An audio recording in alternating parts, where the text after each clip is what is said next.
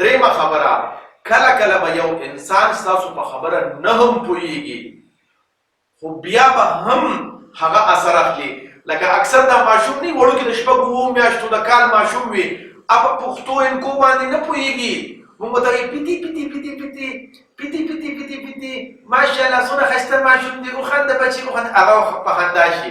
حالانکې هغه په پیتي پیتي څه پوهېږي او نه په پښتو پوهېږي او نه په انکو پوهېږي، خو چې موږ ورته وایي پیتي پیتي پیتي نو هغه په خندا شي.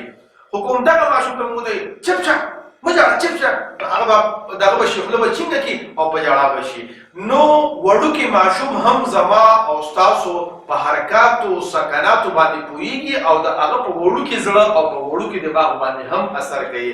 نو د دې نه دا خبره ثابته شوله که چرې فرض کا موږ په خپل ځان کې خود اعتمادي پیدا کوو نو موږ به هغه کار متعلق یو څو جملې یادو چې انشاءالله العظیم موږ دا کار کولی شو د خدای پاک په فضل سره. د خدای دپاره پښتنو سانونه وپېژنئ، ستاسو دپاره خو به ځان له پیغمبر نه راځي.